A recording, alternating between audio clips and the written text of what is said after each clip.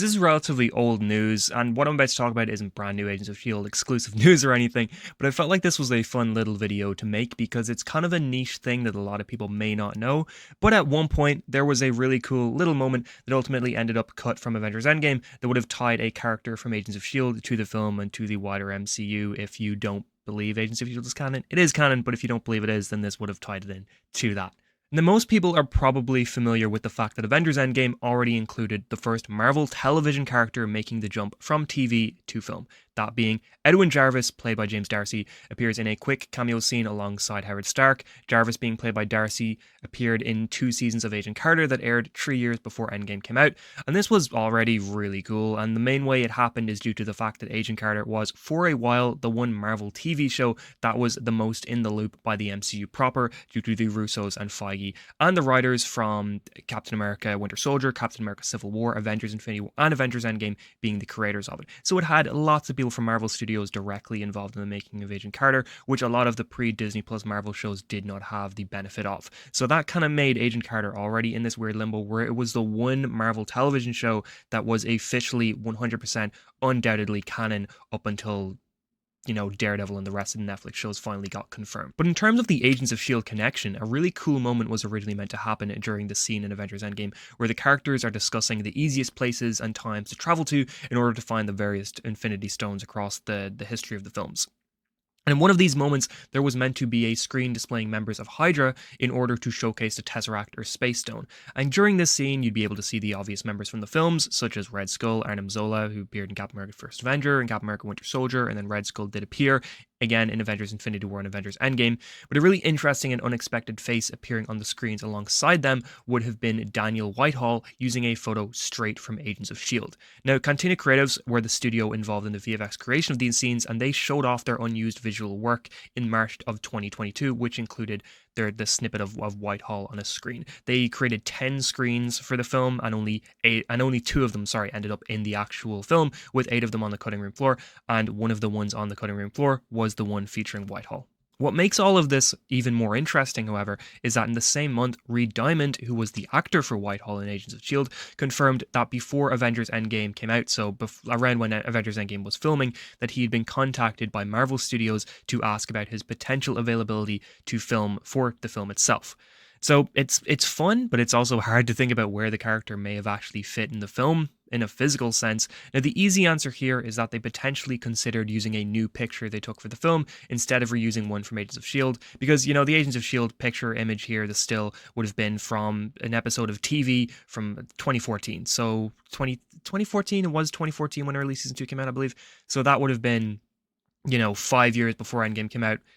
Obviously, Agents of S.H.I.E.L.D. wouldn't have been shot using the extreme high definition cameras they would have used to shoot Avengers Endgame and Infinity War, so it's possible they were like, this image is going to appear on IMAX screens, we should probably get an image of the guy in IMAX or in high quality so that it will match the definition of the rest of the film. Now, a really fun hypothetical, though, is that at some point, maybe in the script, there was a scene taking place during Captain America the First Avenger, which would have featured Zola, Red Skull, and maybe even Whitehall working on the Tesseract itself, which would have matched the Jarvis cameo throwing Agent Carter into the mix with a Whitehall cameo throwing Agents of S.H.I.E.L.D. into the mix. Now, this also isn't super hard to believe because I prior mentioned that Red Skull was already in the film. He was portrayed by a different actor, was not portrayed by Hugo Weaving. I'm blanking on the actor's name, but it was Aaron from The Walking Dead. And Russ Marquand, actually, I think it is, if I'm pronouncing that right.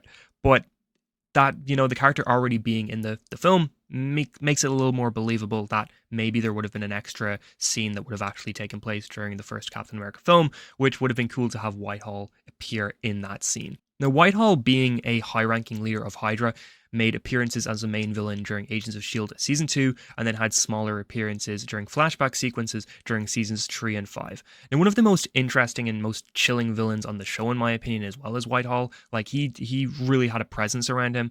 Now, obviously, the VFX doing this didn't end up inside the film, but this is still really cool to me because, featuring that image there goes deeper than just somebody looking up Agents of S.H.I.E.L.D. Hydra members and picking Whitehall at random, because there is a very brief line of dialogue in Agents of S.H.I.E.L.D. that Whitehall says he worked on the Tesseract along with Red Skull. So, including the character here in an image showcases that the person who put this in probably wasn't just a simple, person Googling Hydra members on a Wikipedia, they probably were actually maybe a fan of the show who were aware that Whitehall was the one Hydra member who was involved in a lot of this stuff. So including this image here goes deeper and assumes that whoever added it was a fairly big fan of the show, perhaps. Now, Whitehall had his hands in most corners of Agents of S.H.I.E.L.'s history, despite appearing in a relatively short amount of episodes. He only actually appeared in 9 episodes out of the entire 136 episode run of the show, which, considering his impact on all of the characters, it's crazy that he appeared less than almost every other villain on the show.